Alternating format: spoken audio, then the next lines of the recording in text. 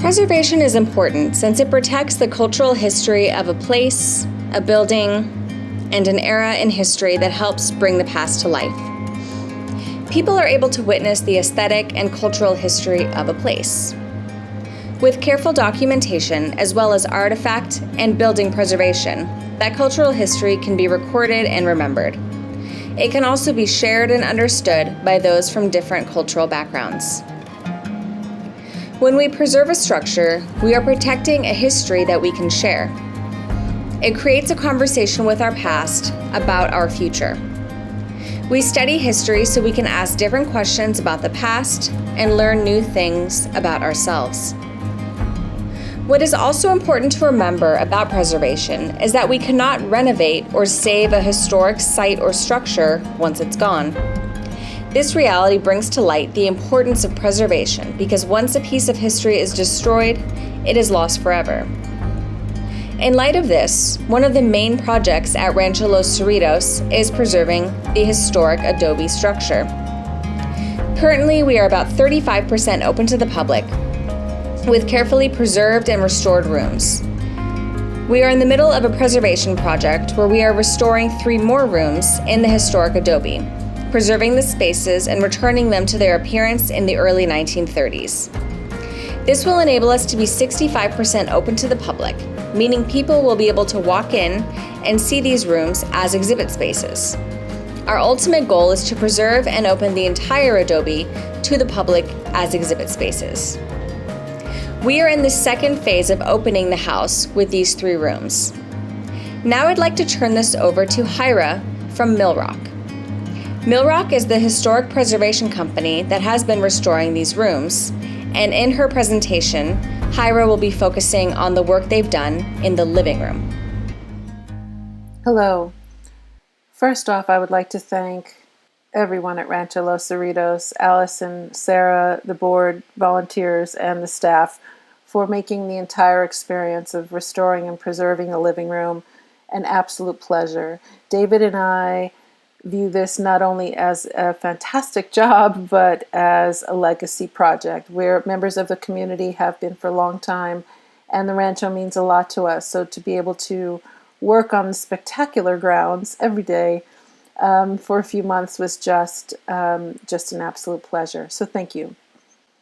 We started working and discussing the rancho's living room restoration back in 2017.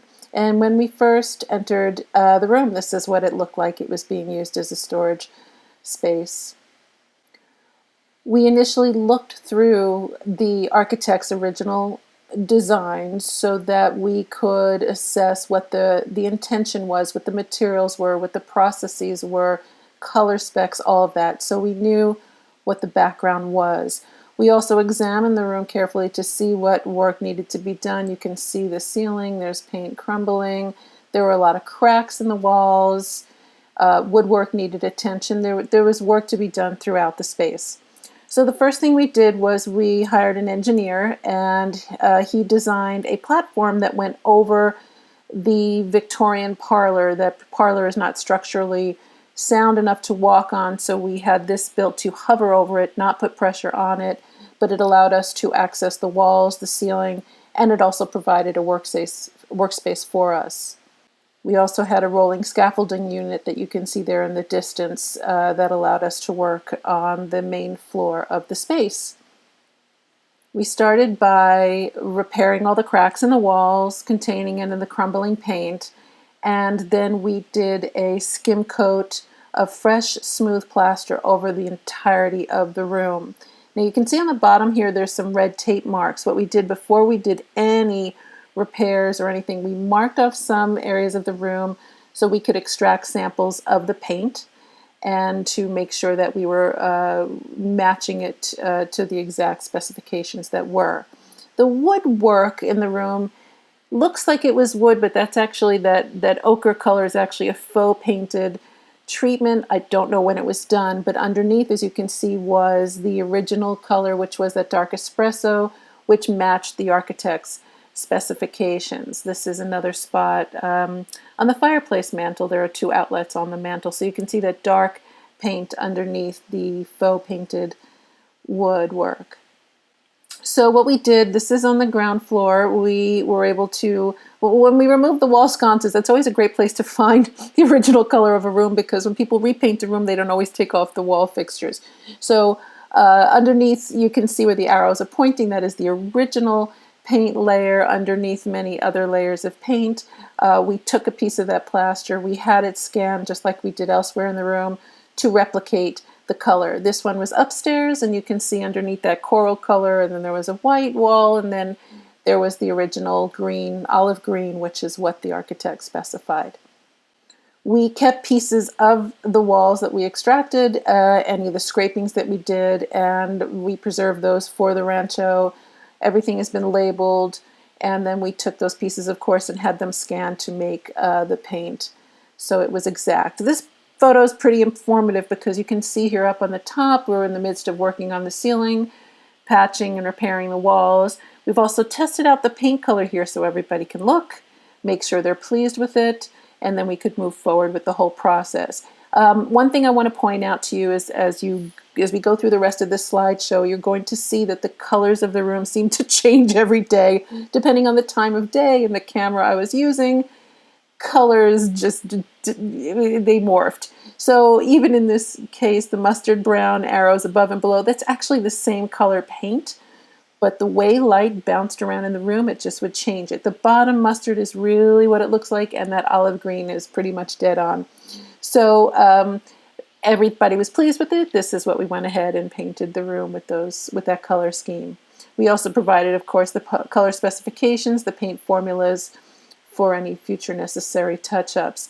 This is showing the process, again, of replastering every surface. And this is the finished product. Again, that upper area really is olive green. I promise you.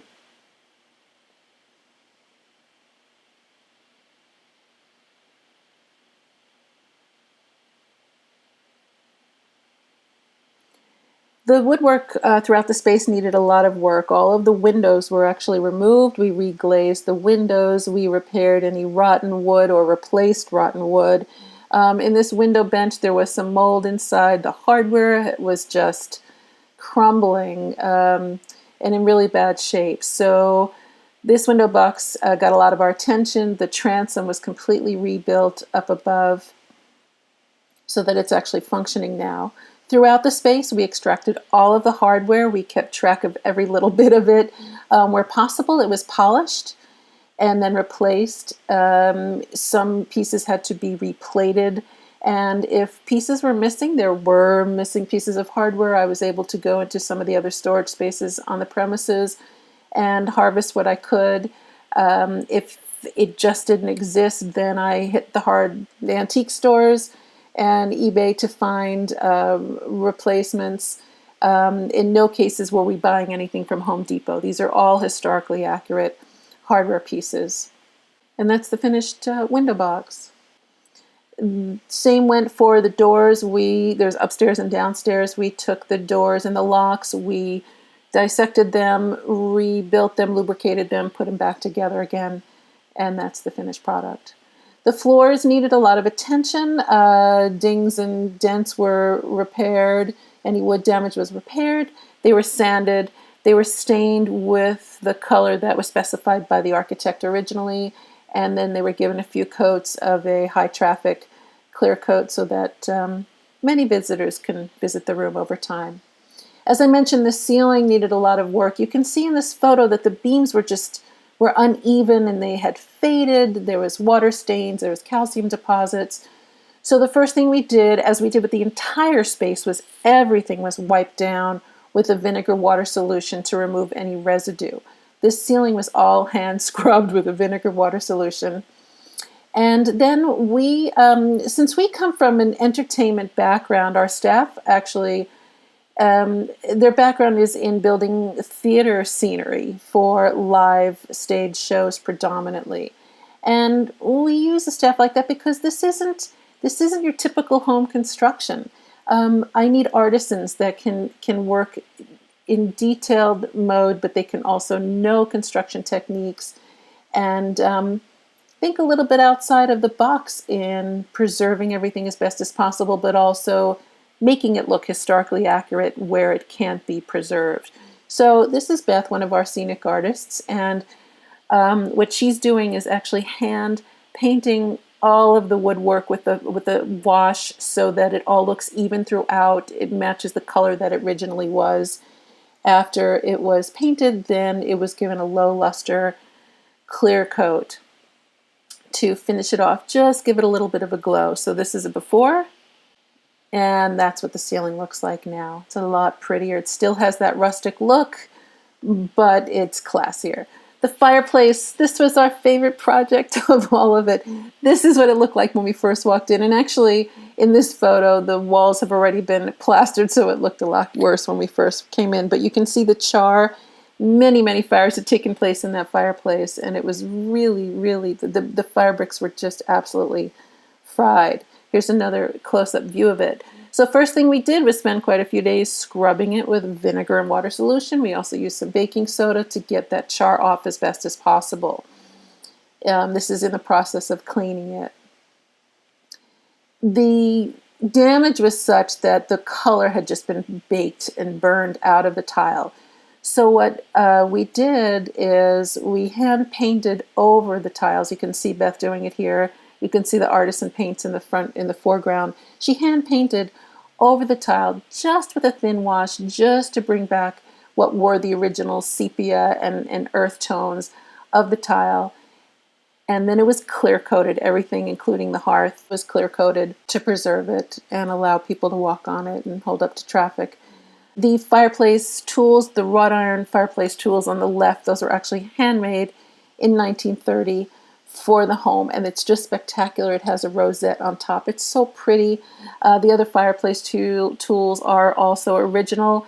We clean them and then rub them down with grapeseed oil where possible. Where the rust was just so bad, we did paint over it with the high temperature black paint. Isn't it pretty? This is a view from the balcony, again going before we started, and you can see here the walls, again, everything that was done, but before it was done. You can see this is a panoramic photo in process. Take a look at the chandelier on the left. That's what it looked like when we first came into the room. I'll show you some other before pictures, but this really, really shows how bad it was, and clearly it had fallen a few times. This is one of our other artists, Liz, and she is pulling a bit of a Michelangelo there. We worked really in detail mode to get everything to look just perfect. So she's working with a really tiny brush to make sure the under trim was just perfect.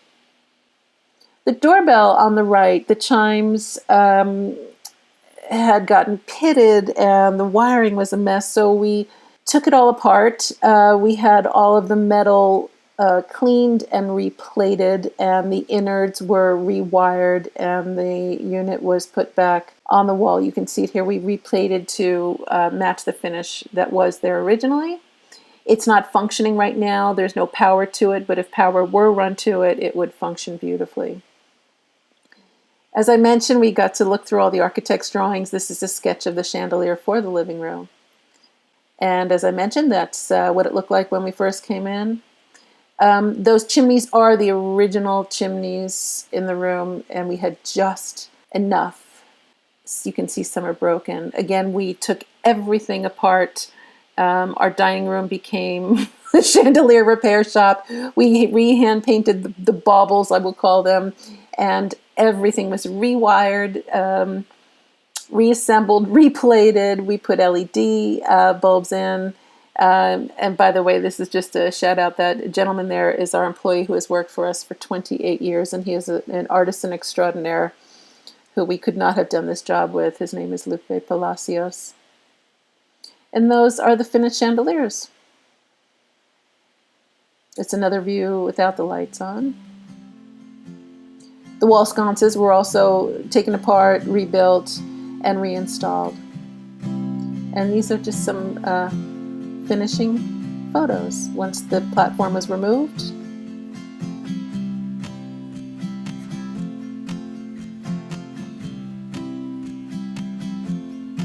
And there you go.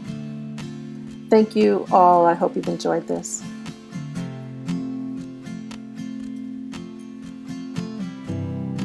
As we complete the physical restoration of the living room, bedroom, bathrooms, sleeping porch, and closets to their early 1930s forms, we will turn our attention to developing interpretive plans and furnishing these spaces. The interpretive plans will inform the diverse stories we want to tell with the newly restored rooms. How do these rooms fit into the larger history of Rancho Los Cerritos? What can these rooms tell us about the history of Long Beach and Southern California during the early 1930s? The interpretive plans will answer these questions and will guide our development of tours and programs. These interpretive plans will incorporate the stories and experiences of the diverse communities of Long Beach and Southern California to support the Rancho Los Cerritos vision of honoring and illuminating the region's cultural heritage. We will also be working on furnishing these spaces with artifacts from the early 1930s. Some of these items belong to the Bixby family, who lived in the home at that time. Other items are representative of what would have been found in a Southern California home in the early 1930s. These furnishings will be used to make history come alive for visitors and make them feel as if they are stepping back in time when they enter the restored rooms. Like the restoration work, the furnishings of the 1930s rooms will be integral for the interpretation of these spaces and the stories they tell. The completion of the 1930s living room, bedroom, bathrooms, sleeping porch, and closets represents the second phase of the Rancho Los Cerritos master plan. Once these rooms are completed, we will move on to phase 3 of our master plan. A major component of this phase entails opening doors to even more of the adobe home. We will restore and furnish the remaining rooms in the house that currently serve as offices and storage spaces, so that 100% of the adobe is open to the public for tours and programs. This will enable us to tell even more stories about the diverse communities who lived and worked at Rancho Los Cerritos and in the surrounding area. We are excited about what the future holds at Rancho Los Cerritos, and we hope you'll visit us soon to see what's new at the old adobe.